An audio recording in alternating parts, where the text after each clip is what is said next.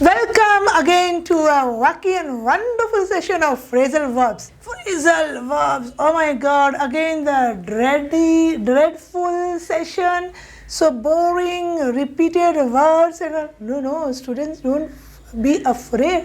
ना पसीना चुहाने का कोई ज़रूरत नहीं है. Phrasal verbs ये बहुत ही hilarious और interesting टॉपिक होने वाला है, क्योंकि इसके अंदर जब हम इसका मीनिंग समझेंगे और इसको सॉल्व आउट करेंगे विथ एग्जाम्पल्स एंड मीनिंग्स, देखो कैसे एक वर्ड का मीनिंग जैसे ही एक वर्ड ऐड होता है चेंज हो जाता है. फ्रेजल वर्ब्स में इटसेल्फ हमें समझ में आ रहा है कि एक तो वर्ब रहेगा और दूसरा प्रेपोजिशन. जब दोनों ऐड ऑन हो जाता है तब वो बन जाते हैं फ्रेजल वर्ब्स. वर्ड्स तो हमें पता है. सपोज मैंने एक वर्ड लिया गेट, उसके साथ अगर मैंने उसमें ऐड कर दिया गेट मतलब तो मिलना, the normal meaning of the verb. But when I add with it another word out, तो क्या होता है? गेट आउट मतलब यहाँ से बाहर निकल जाओ. देखो मीनिंग पूरा अपोजिट हो गया है. बहुत बार कुछ एक्सेप्शन केसेस में हम नाउन्स भी ऐड करते हैं, बट बेसिकली हम प्रीपोजिशंस ही ऐड ऑन करते हैं. सपोज मैंने एक वर्ड लिया गिव. गिव मतलब देना. हम किसी को भी जब कुछ भी देते हैं उसे कहते हैं हम गिव. ये दे दो, वो दे दो, give it right. But when I add up with it, give up, I am giving up, I can not do it. जब आप किसी चीज़ से हार मान जाते हो तब आप ये वर्ड यूज़ करते हो गिव अप. गिव मतलब देना और हार मान जाना मतलब गिव अप. सो देखो जैसे ही एक प्रेपोजिशन ऐड हो गया गिव के साथ, द मीनिंग है वो पूरा यू टर्न रिवर्स हो गया. सो फ्रेजल वर्ड्स में यही तो इसकी ये खासियत है कि हम इसको जब करेंगे और इसको हम एडवांस इंग्लिश, क्या होता है बेसिकली आजकल हम एडवांस इंग्लिश में ही बातें करना पसंद करते हैं. नॉर्मल में जैसे हम पहले बात करते हैं अभी भी वैसे ही है, लेकिन कुछ वर्ड्स एक्स्ट्रा ऐड कर देते हैं ताकि लोग ये समझे वाह इसका तो इंग्लिश बहुत अच्छा है, he knows lot of things या she knows lot of things. हम फ्रेंड्स के बीच में हम अपना दोस्त जमा सकते हैं. तो फ्रेजल वर्ड्स ऐसे ही वर्ड्स हैं जो कि हमारे सेंटेंस को मोर मीनिंगफुल और कैची और अट्रैक्टिव बनाते हैं, और हम एडवांस इंग्लिश सीखने के कैटेगरी का स्टार्टिंग में भी आ जाते हैं. हम बहुत कुछ सीख पाते हैं. So in any verb when I add a preposition, दो वर्ड हो गए. छोटे छोटे ये वर्ड्स से हम छोटे छोटे सेंटेंस फ्रेम करना भी सीख जाते हैं. हमारा वो कैप्स भी इम्प्रूव होता है और इसका मीनिंग कैसे ट्विस्ट एंड टर्न होता है आज हम ये देखते हैं. So let's dive into phrasal verb. देखो डाइव इनटू, यहाँ पे भी हमने स्टार्ट करते ही एक फ्रेजल वर्ब सीख लिया. डाइव मतलब कूदना, डाइव इनटू उसके अंदर कूदना. लेकिन यहाँ इसके अंदर हमको कुछ कूदना नहीं है, हमें एक नया चीज़ स्टार्ट कर रहे हैं. फ्रेजल वर्ब सीखने का ये फर्स्ट स्टेप है. So with meanings and sentences हम इसका कॉन्सेप्ट आज क्लियर करेंगे. तो आज हम फ्रेजल वर्ड्स सीखने जा रहे हैं और उसके बाद इनको हम धीरे धीरे एवरीडे में अगर हम अपने प्रैक्टिस सेशंस में लाते जाएं और या हम अगर घर में बात करें तो इसको यूज़ करते जाएं, तो देखो कैसे फ्रेजल वर्ब्स बहुत बहुत बहुत बहुत ईजी हो जाएगा. So let's start. Time waste नहीं करते हैं.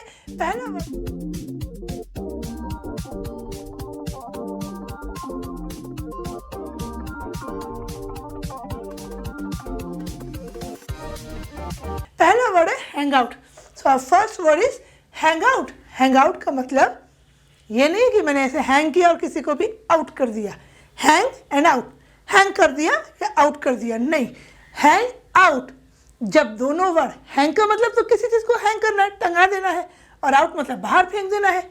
लेकिन जब दोनों वर्ड एक साथ आ गए तो इसका मीनिंग टोटली चेंज हो गया. यहाँ पे इसका मीनिंग क्या हो गया? टू स्पेंड टाइम, समय बिताना. क्वालिटी टाइम जब हम अपने फ्रेंड्स के साथ बिताना चाहते हैं या अब किसी भी डिस्टर्बेंस के साथ, तब हम ये वर्ड यूज़ करते हैं हैंग आउट. सो इसको एक सेंटेंस के साथ समझते हैं. So today we have planned to hang out with our friends at the swimming pool. हम स्विमिंग पूल पे अपने फ्रेंड्स के साथ क्वालिटी टाइम बिताना चाहते हैं. We want to chill out. Now the next word pass out. फिर वही आउट, पास. पास मतलब पास, या तो एग्जाम में पास जैसे हमने होमोफोन्स में पढ़ा है, या तो पास, और या पास मतलब किसी को कुछ भी देना है. यहाँ पे पास आउट, पास फेंक दो, आउट मतलब फेंक दो नहीं. यहाँ पे जब पास के साथ आउट ऐड हो जाता है मतलब डिस्ट्रीब्यूट समथिंग टू अदर्स, सबको दे दो, बांट दो, to distribute to others. So I can say that pass out all the gifts or the goodies bags to the people who are in the party, or I have been given the responsibility to pass out the goodies bag in the party. Clear? Examples के साथ अगर हम इसको इसी तरह करते जाएंगे तो फ्रेजल वर्ब्स बहुत ईजी है. Next, run into. Run into, दो फ्रेंड आए, दौड़े और टड़ाक कोलैप्स किए. रन इनटू, एक दूसरे के अंदर. रन मतलब तो दौड़ना और इनटू मतलब एक दूसरे के अंदर भिड़ जाना. तो ये क्या है भाई, ये तो कोई सेंटेंस नहीं बना. रन मतलब भागना, रन इनटू उसके अंदर भागना, तो दोनों को तो चोट लग जाएगी. सो यहाँ पे अगेन देखिए क्या मज़ेदार बात है फ्रेजल वर्ब्स में कि जैसे ही दो वर्ड्स एक साथ जुड़े उनके मीनिंग्स चेंज हो जाते हैं.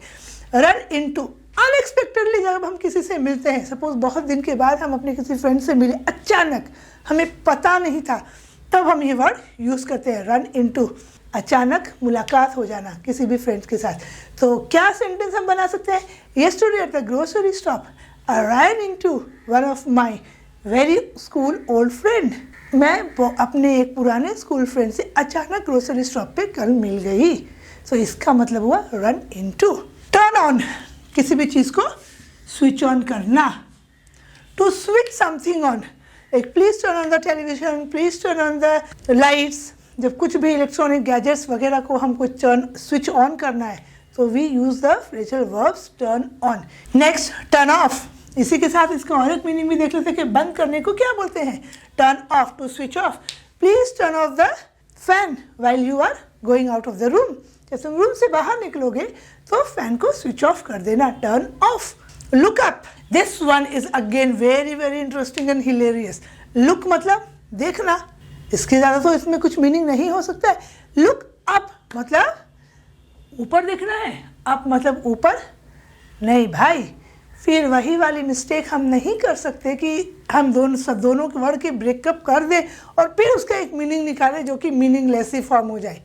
सो लुक मतलब देखना, अप मतलब ऊपर, लेकिन यहाँ पे लुक मतलब ध्यान से किसी चीज़ को देखना, खोजना. सपोज जब हम डिक्शनरी यूज़ करते हैं, हम किसी वर्ड का मीनिंग देख रहे हैं, तब हम बोलते हैं ना look up the word properly in the dictionary, look up and find out the meaning from the dictionary. तब हम इस वर्ड को यूज़ करते हैं, टू फाइंड आउट समथिंग, बहुत ध्यान से किसी चीज़ को खोजना. Now go on, go on to continue. Go मतलब चले जाओ, ऑन मतलब on, at a place, on the object, preposition on. Suppose this pen is placed on the shelf, तो ऑन. लेकिन यहाँ पे गो ऑन मतलब कंटिन्यू करना. टू कंटिन्यू, चालू रखना. Let's stop here today, we will go on tomorrow with this topic. कल इस टॉपिक पे हम फिर से बात करेंगे. और enough for today, we will go on tomorrow again with this topic. इस टॉपिक पे हम कल फिर से बात करेंगे. Now next is get back, to come up with, वापस आना समाधान के साथ. मतलब सपोज कोई क्वेश्चंस है, कोई क्वेरीज है, तो द टीचर और या कोई भी फ्रेंड आपको उसने प्रॉमिस किया, okay I will get back, इस तरह भी बोल सकते हैं. She promised to get back with the answer tomorrow. She promised to get back with the answer tomorrow. So go on, get back, look up, turn off, turn on, run into, pass out, hang out. हमने एक एक examples के साथ किया. एक एक examples आप अपने नोटबुक और डायरी में फटाफट से लिख लीजिएगा और कमेंट बॉक्स में मुझे आंसर दीजिए. चलिए हम कुछ और फ्रेजल वर्ब्स देखते हैं. So our next example is keep on. See, keep means to keep something and on means suppose I have placed again, like it's a preposition. It means suppose I have kept the pen on my palm. So keep और on, रखो हाथ पे. नहीं भाई, ये meaning तो नहीं आ सकता है. So keep on का मीनिंग है to continue. Keep on practicing and you will get better. The sentence is continue. Suppose a student or a child is very good in cricket. So what is the suggestion that we are going to give him? We'll ask him to continue the practice so that he can do better. So keep on practicing and you will get better. Our next example is bring up, to raise a topic. See, bring मतलब लाना, up मतलब ऊपर, लेकिन लेके आओ ऊपर इसका मतलब तो ब्रिंग अप नहीं हो सकता। तो टू रेज अ टॉपिक, कहीं पे कोई डिस्कशन कर रहे हैं तो वहाँ पे हम वो टॉपिक को उठा सकते हैं, या कुछ भी, कोई भी डिस्कशंस को। Like we can bring up the subject of salary during the meeting. Suppose जो एम्प्लॉयज़ हैं उनको सैलरी में हाइक चाहिए, तो वो ये बात बोल रहे हैं कि we can discuss about this topic during the meeting. Now get along, here again when two words are joined together, a verb and a preposition, the meaning is changed. The meaning here is bonding. So do you get along with your co-workers? Here the bonding, do you have a very good understanding with your co-workers? क्या आपके workers आपके साथ अच्छी से, whatever you want, lot of times you want them to do extra, are they ready? Do you have such bonding with your workers? Then only your company can progress. Next, cut off. A particular time जहाँ पे सब एक बार में रुक जाना, cut off. Suppose electricity cut हो गई, so cut off, एक अचानक एक मोमेंट पे पावर कट हो गया, रुक जाना किसी चीज़ का। The power was cut off during the storm, जब आंधी आई तो पावर कट ऑफ हो गया, electricity was gone. Call off, call off, off मतलब ऑफ, कॉल मतलब बुलाना नहीं, यहाँ पे meaning is changing, that we are cancelling an event और an agreement, it's call off. The company called off the meeting due to an emergency, कोई emergency हुई और कंपनी ने मीटिंग को कैंसिल कर दिया। गेट ओवर, टू रिकवर, किसी चीज़ से recover. So it takes time to get over a breakup, अगर किसी का ब्रेकअप हुआ है तो उसको टाइम लगेगा रिकवर करने के लिए। Now get through, to pass a difficult और टेस्टिंग एक्सपीरियंस, अगर कोई डिफ़िकल्ट सिचुएशन में है या कोई चीज़ ऐसा है जो हम उसको कर नहीं पा रहे हैं, उसको करने के लिए मुझे बहुत मेहनत करनी पड़ रही है, that is the meaning of get through. किसी चीज़ को समझने में, सपोज कोई मैथ का सम है, उसको मुझे समझने में बहुत टाइम लग रहा है, तो in this case it is known as get through. I am having trouble getting through the book, suppose मैं कोई बुक पढ़ रही हूँ, मुझे प्रॉब्लम फेस हो रही है उस बुक को पढ़ने में और समझने में। So I am having trouble getting through this book. Get through, किसी भी चीज़ को बहुत मुश्किल से कुछ समझना या उसको go through करना, that is the meaning of get through. Now next example is grow up. Grow मतलब बड़ा होना, up मतलब ऊपर, लेकिन यहाँ पे इसका meaning क्या आ रहा है? Grow up means to develop or mature. When you grow up, like small babies are growing up, or you work in a company, or you are becoming mature, how to handle all the different situations in life, that is known as grow up. Grow up man, we say ना कि भाई आप बड़े हो जाओ, अब grow up, now bring maturity within yourself. Next is drop off. किसी भी चीज़ को drop मतलब drop off, तो कहाँ पे? off मतलब यहाँ बंद नहीं, मतलब किसी भी चीज़ को कहीं पे जाके drop off करना, छोड़ देना। Either it can be a person or it can be a thing. बहुत बार हमने देखा है ना, बोलते हैं ड्रॉप ऑफ, इसी का अपोजिट क्या है? पिकअप। जब हम किसी को पिकअप करते हैं तो वैसे ही ड्रॉप ऑफ, कहीं पे जाके कोई डिलीवरी देना है या किसी को छोड़ के आना है। So the example is, the meaning is to drop someone और something. So can you drop off the package at the post office? So here they are the person is requesting, क्या आप पैकेज को post office पे drop off कर सकते हो? Next is take over. Take मतलब take over, according to the preposition is over the head, लेकिन यहाँ पे टेक ओवर मतलब क्या होता है? किसी चीज़ को टेक ओवर करना, अपने अंदर वो कंट्रोल में लाना, उस चीज़ पे तुम्हारा grip. Now you are the owner और you are having the possession or you own that particular thing. So to assume control or possession. So he took over the company from his father. Maybe his father is now retired or he is unable to handle all the situations alone. So the person, the boy, he have taken over the company from his fathers, because without any rights or control, you cannot run a company. So take over means to take the possession or the grip into your own hand.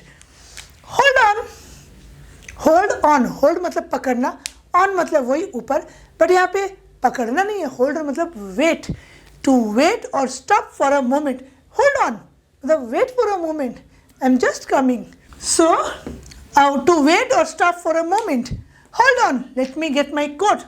Just wait for a second. I'm just getting my coat and joining you. Look after. Look after. Look मतलब देखना, after मतलब बाद में. लेकिन यहाँ पे whenever you join these two words, again the meaning is completely changing. So it is take care of someone or something. So I need to look after my sick mother. So take care. किसी का ध्यान रखना. Look after. I need to look after my sick mother.